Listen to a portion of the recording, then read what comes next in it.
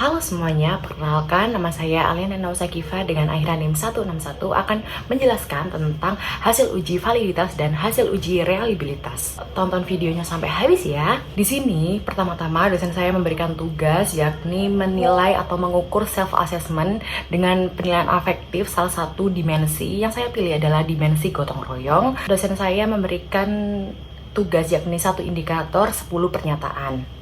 Dan di sini kita bisa lihat yakni ada 10 pernyataan untuk mengukur seberapa jauh sih peserta didik menilai dirinya sendiri, dan kita akan memberikan penilaian dengan mengukur skala Likert 1 sampai 4. Lanjut, kita akan membuat Google Form yang isinya 10 pernyataan tadi dibuat ke Google Form yang seperti ini, dan kita mencantumkan keterangan skala Likert tadi. Dari 10 pernyataan tadi, saya mendapatkan 31 jawaban yang telah diisi oleh peserta didik.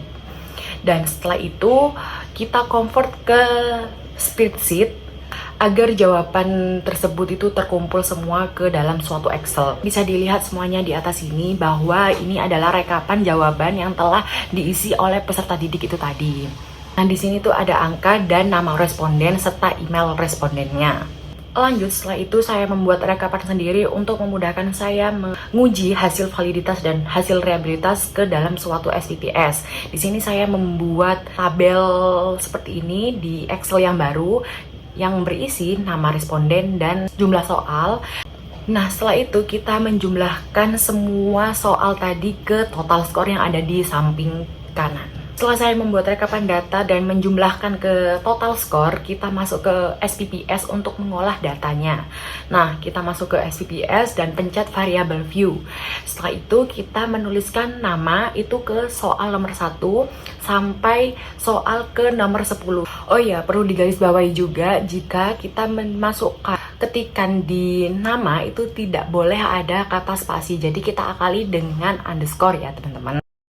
Lanjut, pada tabel desimal ini di atas kita mengubah angka ke 0 semua agar nanti pengolahan datanya itu lebih mudah dan angkanya itu tidak ratusan ataupun ribuan. Semuanya sampai ke total skor. Pada tabel measure semuanya itu diganti ke scale.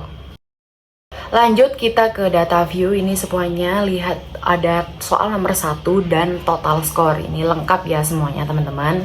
Lanjut tahapan kedua, kita masuk ke rekapan data yang udah aku buat tadi. Habis itu kita copy soal nomor 1 sampai total skor semuanya tanpa ada pengecualian.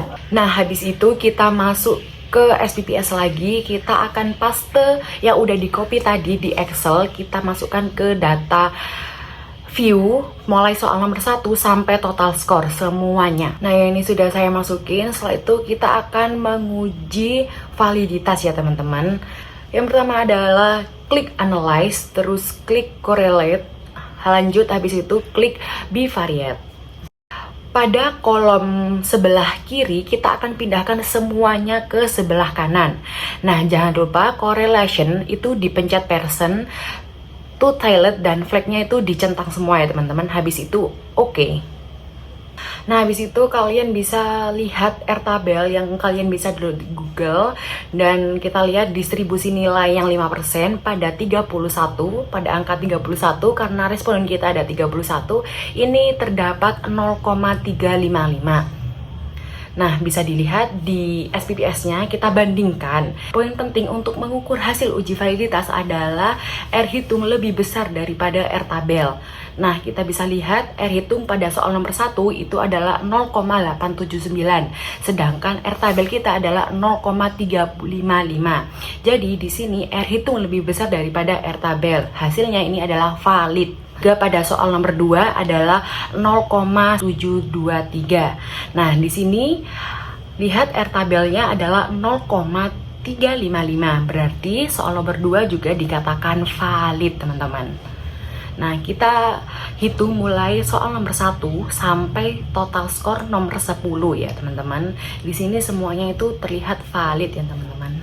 Lanjut, pada step nomor 2 kita akan menghitung hasil uji reliabilitas. Yang pertama kita akan masuk ke data view.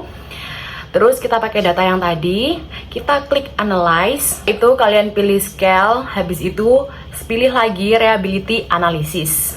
Setelah itu, pada kolom sebelah kiri kita pindahkan ke sebelah kanan kecuali total score ya teman-teman, karena total score itu tidak termasuk pada reliabilitas analisis. Terus kita pencet statistik.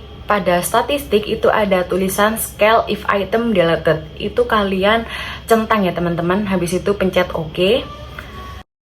Nah, ini bisa dilihat pada reliability statistik. Ini Chromebook Alpha-nya ini lebih besar daripada AirTable. AirTable-nya tadi berapa? 0,355. Pada Chromebook Alpha-nya ini 0,934. If item-nya itu adalah jumlah soal tadi, ada 10 soal. Jadi di mana Chromebook Alpha lebih besar pada AirTable. Jadi kalau di atas 0,7 atau di atas 0,9 itu bersifat reliable ya teman-teman.